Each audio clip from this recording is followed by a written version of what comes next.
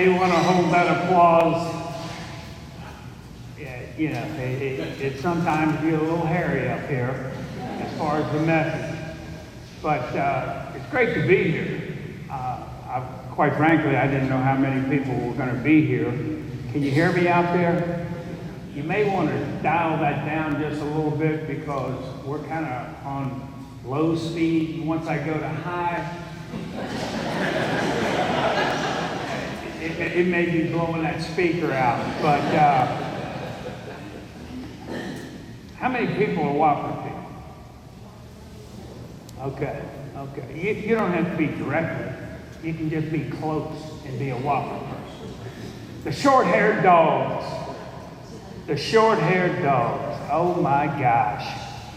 Yesterday, I watched the short-haired dogs play a great game. A great game. They were tough. They executed well.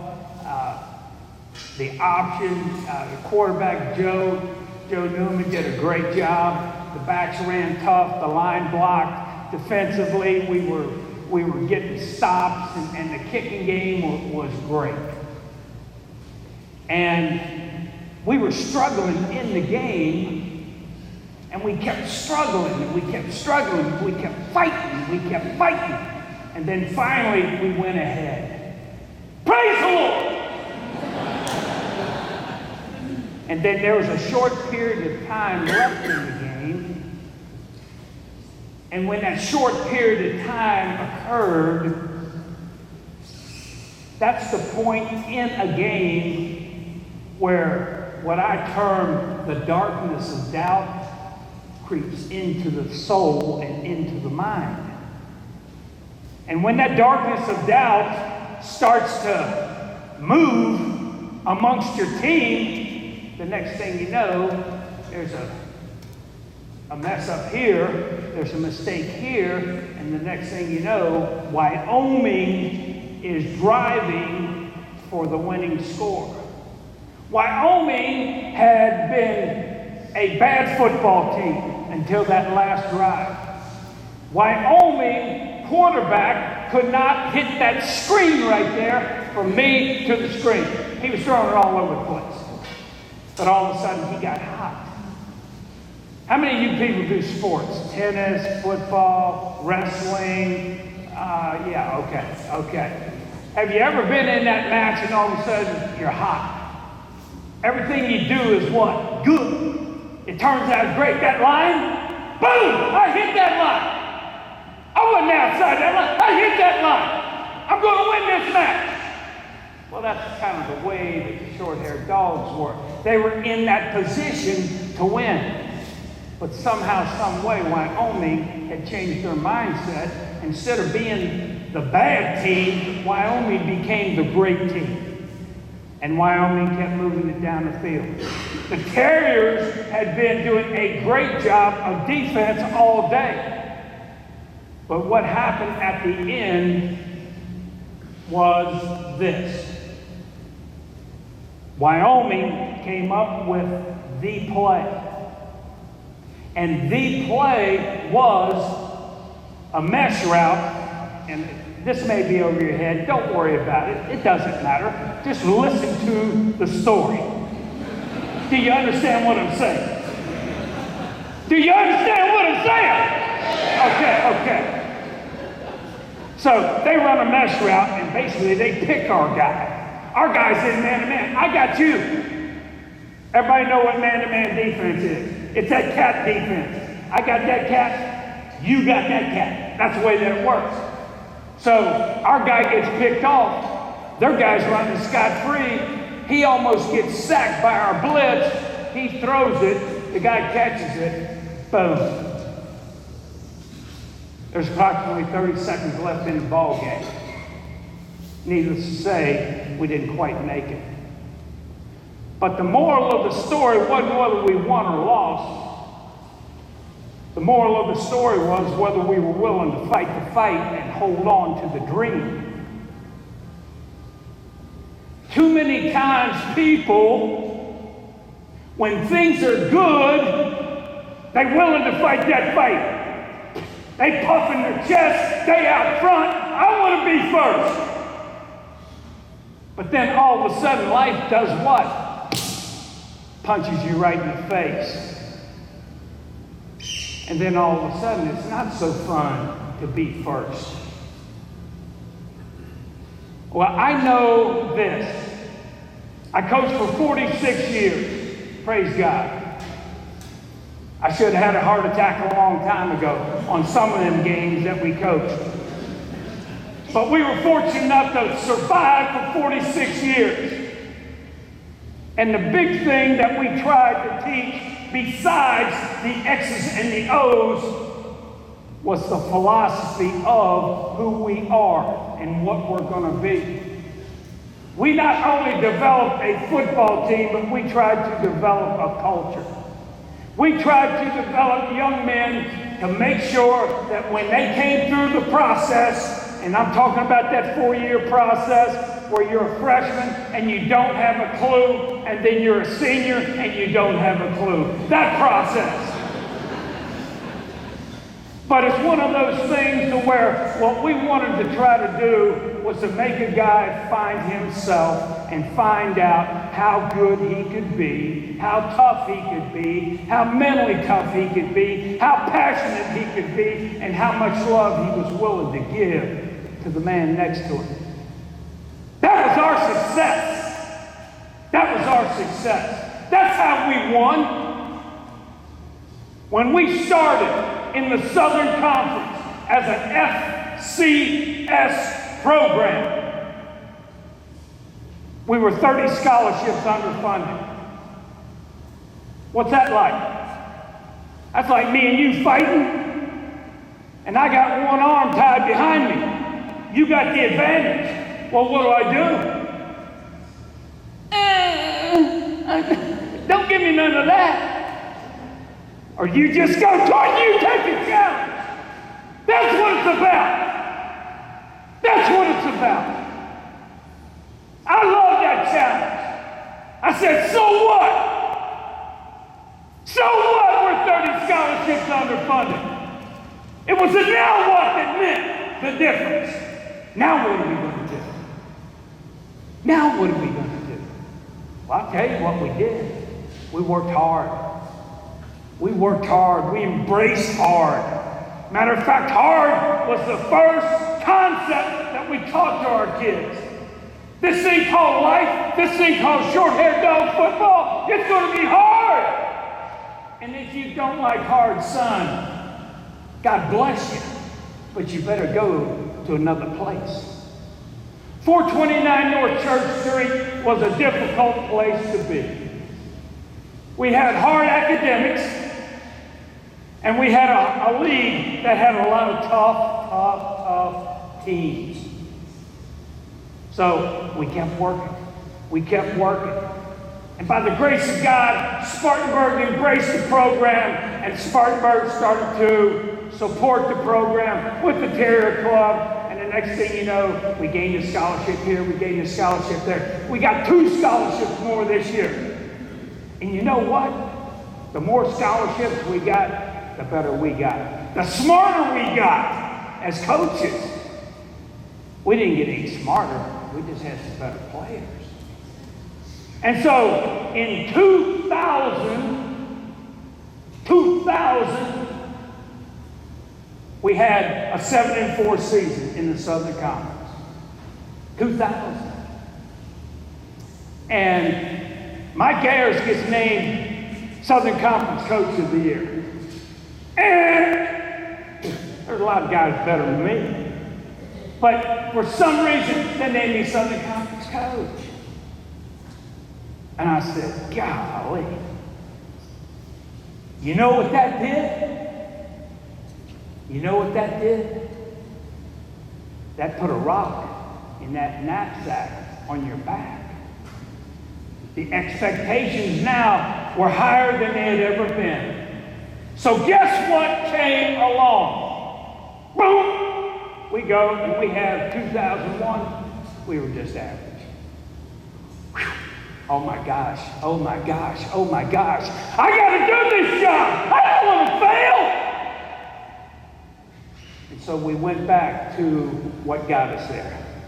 Find the right guys, work your tail off, do the best you can do, and at the end of the day, put your head on your pillow, sleep 8 hours, or 7, or 6, whatever, get back up and fight the fight again. Guess what? 9-3. 9-3.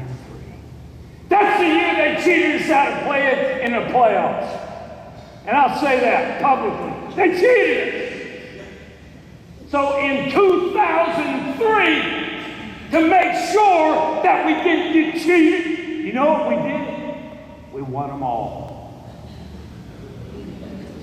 Guess what? They had to take that short-haired dog now. And we ended up number 2 in the nation. Number 2 in the nation. We had good players, but the other people had good players. We had a scheme that we believed in philosophically, both offense and defense. But that year was that special year. That year was that year where, guess what? Nobody needed a pat on the back. Nobody. Because everybody understood what their role was. Best you got with all you got every time you got it. And so we went out and we're scrapping. I mean, we're getting after it. We're a great team. And we kept moving along. We kept winning championships. And gosh, well, we hit a run of about 3 years in a row. And I'll put it like this. There's a lot of reasons why, but the bottom line, it came back to me. I didn't do the job. I didn't do the job. And so we had a staff meeting, and in 2016, I told the guys, I said, this is it. This is what we're going to live by. This is what we're going to die by. But we're getting back to old-fashioned Wofford football. We end up going to the playoffs. We end up winning Southern Conference Championship. And everything was great. Everything was great. And then all of a sudden life started throwing its little curveballs in there. I got to tell you about this man because this man was a difference maker in my life. I was a guy from a family, mother and father uneducated, mother and father, I hate to say this, they were good people, but they were alcoholics. And I have 5 brothers. 5 brothers. Have you ever been at the table with 5 brothers and there's 4 hot dogs? That's where you learn to compete. And I was second in the line. And Mom and Dad, they struggled. Oh my gosh, we struggled. And by the grace of God, I was good enough to play a sport called football. And I was a roughneck. I'll tell you that right now. When you grow up with 6 boys in the family, hey, you scrap for everything. And so I go out there and I loved hitting people. I was one of those guys that liked hitting people, getting close to people. And the cool thing about football was I could just hit them as hard as I wanted and not get in trouble. I said, this is for me. That's what I'm going to do. I get a chance to go to college, play college ball. And my first term in college, I'm on a team, East Kentucky University. Guess what? We won the championship, conference championship, and we played Ball State in the Grantland Rice Bowl, which was, at that time, the national championship. I'm loving life, babe. Gosh, I'm loving life. I'm chilling out here, and these guys, they actually had a real weight room. I used to lift coffee cans. Any of you guys ever had a coffee can program? You put concrete in the coffee cans, and you stuck a big stick that was thick enough, doing all that stuff. They had a real weight room, and it was great. Long story short, didn't do it academically, got kicked out, went into the Marine Corps. Get off active duty in my lot in life, I was a garbage man. I threw garbage for a living. Anybody here been a garbage man? Okay. Let me tell you, it's a great job. It's a great job. And you know where I learned that it was a great job? From my dad. Because my dad said, if it's an honest job, it's a great job. And I took that. Went through that, I was going nowhere. I was going nowhere. And by the grace of God, my high school coach got a college job, and he called me up. I hadn't seen him in 5 years. Hadn't talked to him in 5 years. I called him. He heard my voice. Hillbilly, do you still think you can play? I said, Coach, just give me a chance.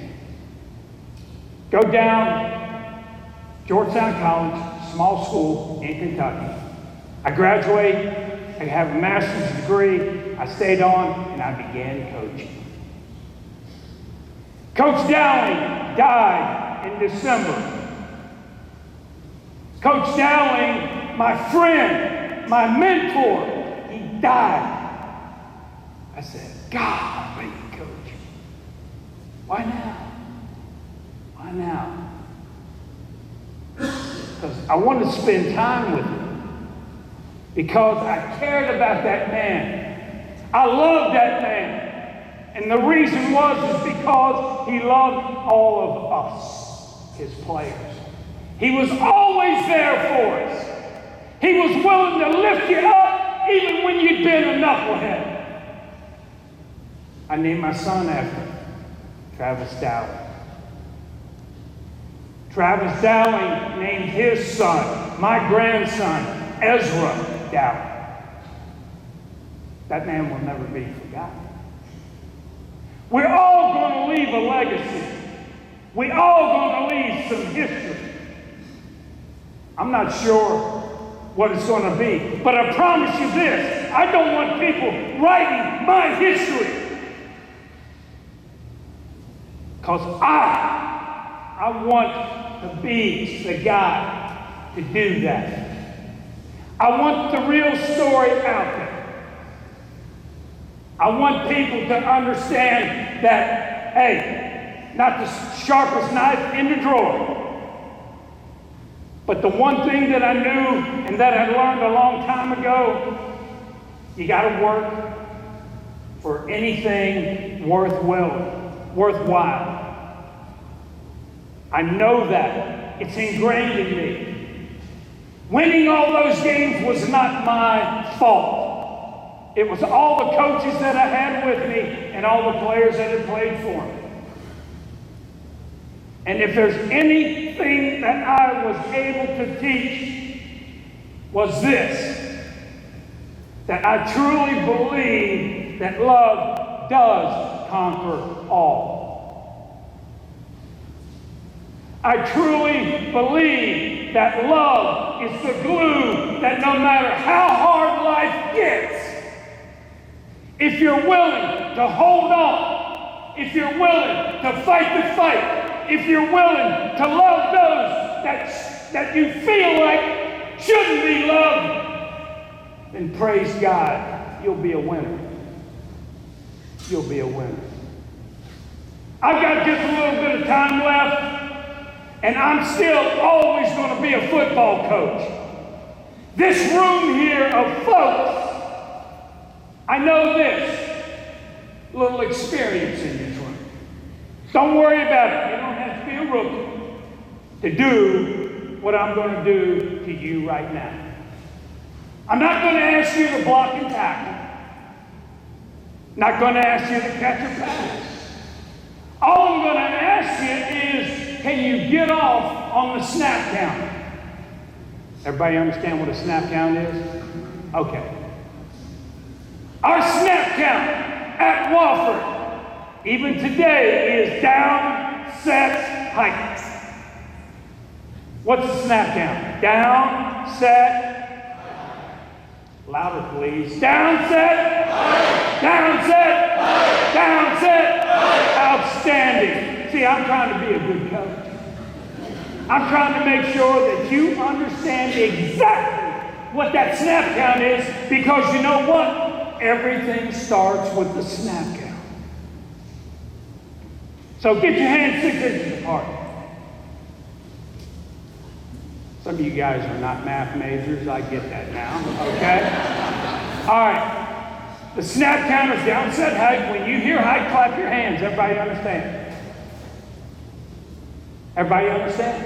Yeah. It goes down, set, hike. When you hear hike, clap your hands. Everybody understand? Yeah. Do you understand? Yeah. Outstanding. Here we go. Down, set, hike. Okay. A little rough right there. Sound like a Singer's sewing machine. Okay. What we got to do is do it together. Do you understand what I'm saying? We've got to execute together. We've got to go at a high level. Matter of fact, we got to be as close to perfect as we can be. Do you understand that? Yes. Do you understand? Yes. Outstanding. Here we go. Down, set, hike.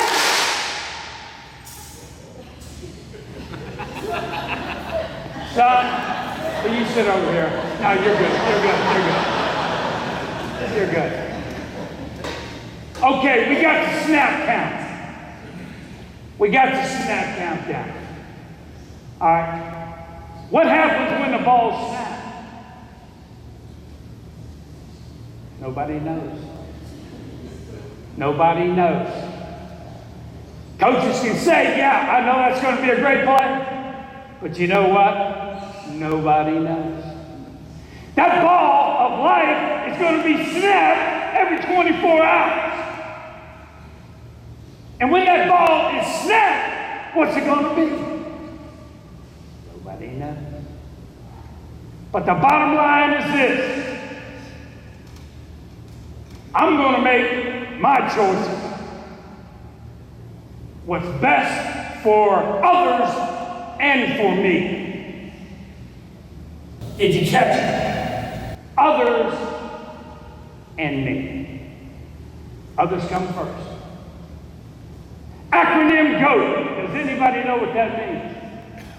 The acronym GOAT. G-O-A-T. Greatest of all time. Greatest of all time. Who's the greatest of all time? Is it your mom?